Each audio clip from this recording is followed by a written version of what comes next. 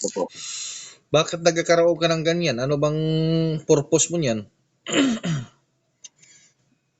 Naisip ko lang kasi minsan nung nandun pa po ako sa sa Intel po ng MIB, yung mga kasama kong military din po, ito po yung binigay sa akin at saka ito po binili ko din to po sa online, no?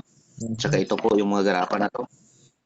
Sa lahat ng yan nga pinakita mo sa Baon akin, ikaw ba ay willing makipag-coordinate na Yes po, yes po. ang bidyong ito ay pwede nating i-vlog natin para ikaw din ang magpapatunay na tayo ay hindi Yes nagawa-gawa po. lang ng kwento.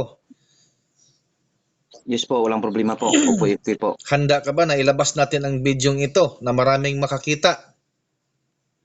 Yes po, walang problema po. Okay po. Sige.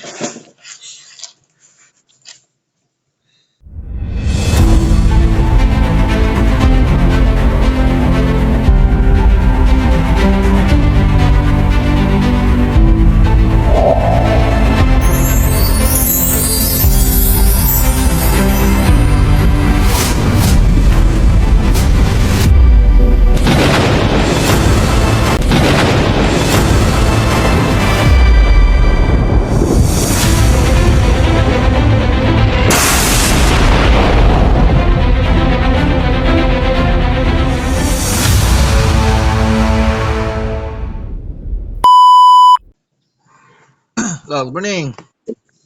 Sir, good morning. Yes, anong pa natin? Ay, kaya nga po gusto ko po isuko yung mga gamit ko dito kasi parang gamit ko sa katawan. Minsan di tayo matulog.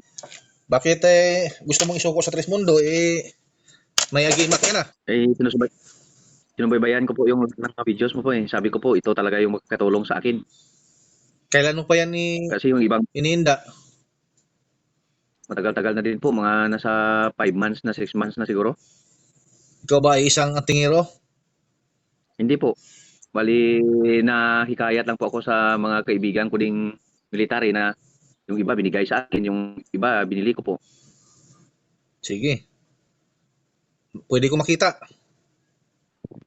Sandali pa. Kunin ko po. Ito po. Ito po. Ito po. Bakit nagkakaroon ka ng ganyan? Ano bang purpose mo niyan?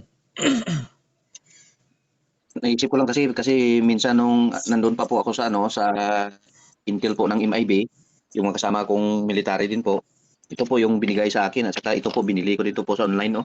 At saka ito po yung mga garapan na to.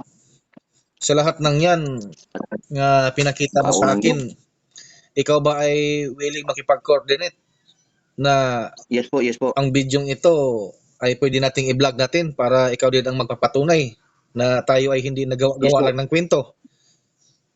Yes po, walang problema po. Opo, po. Handa ka ba na ilabas natin ang bidyong ito na maraming makakita? Yes po, walang problema po. Okay po. Sige. Turo na yan. Ang tinturo na to pang depensa lang po. Hatan daw sabi niya sa akin. Yan ba'y subok na? Hindi ko pa nga po nagamit. Iwan ko po. Minsan ko po ito sinusuot eh. Kasi parang aliwalas po kiramdam ko pag sinusuot ko to. Sige.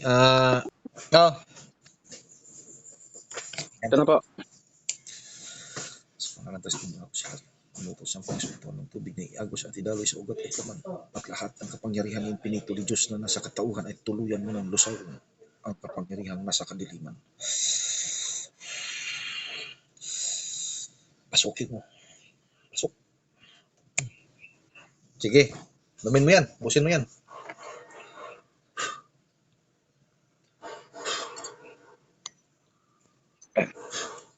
Sa pangalan tas kung Spirit, ng buhay. Ano nga? Sa bukas katawan. Pasok. Lunok.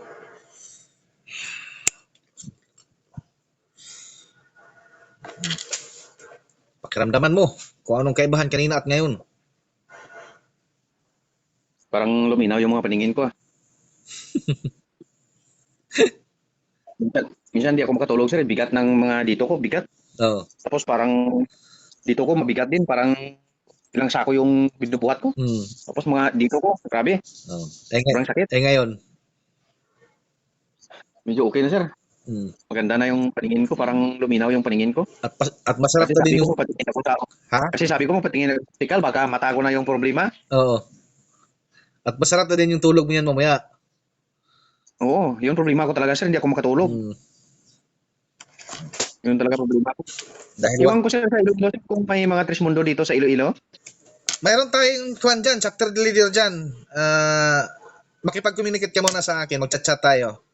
Kung Oo sir, kung oo. gusto mong pumasok sa Trismundo. Opo, opo. Sa ngayon ay wala ka ng gamit, bibigyan mo na kita ng protection habang hindi ka pa totally Trismundo.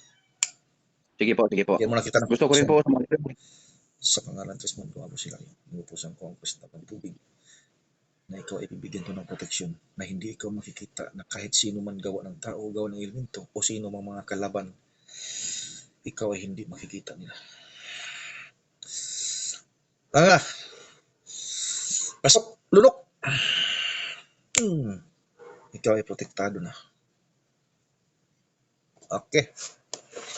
So, share naman kung ano yung masasabi mo sa Trismundo at sa naging experience mo.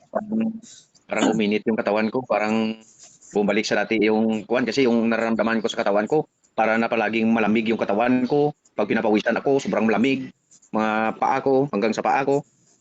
Ito parang bumalik na bumalik na sa kuwan, parang yung init ng katawan ko parang lumalabas na.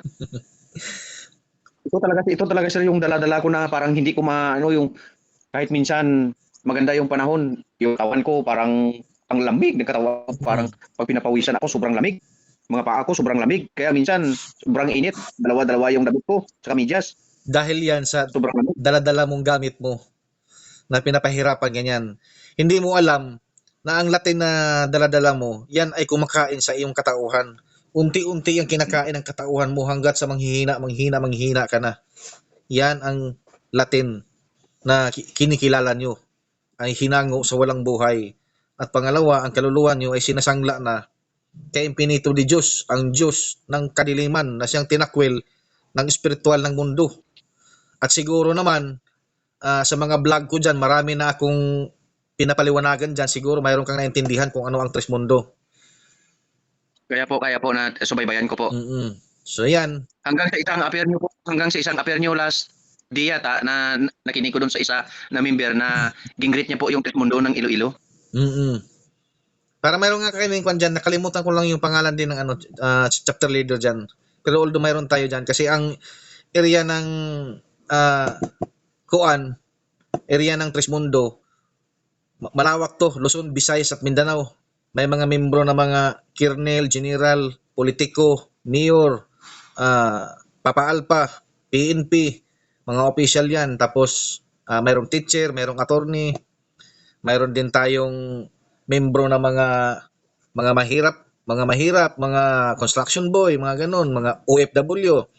Nasa ibang bansa din, US, Bahrain, Italy, Hong Kong, Lebanon, Japan, Riyadh, Kuwait, marami. At mayroong ibang lahi na membro sa Trismundo. At mayroon ding registered sa SEC dito sa Pilipinas. Registered din tayo sa SEC sa Lebanon, Italy, USA. Registered tayo sa SEC. Tayo ay hindi mga piki, tayo ay hindi mga basta-basta na grupo. Dahil ang Trismundo ay siyang magpamulat sa katotohanan. Ipamulat ang katotohanan. Di ba? Na siya mga kablog ko, hanggang dito na lang ako at naway naintindihan at naunawaan at mayroon tayong isang natulungan na naman. So hanggang dito na lang ako sa inyo. Bye-bye sa inyo mga kablog ko. See you next vlog mga kablog ko.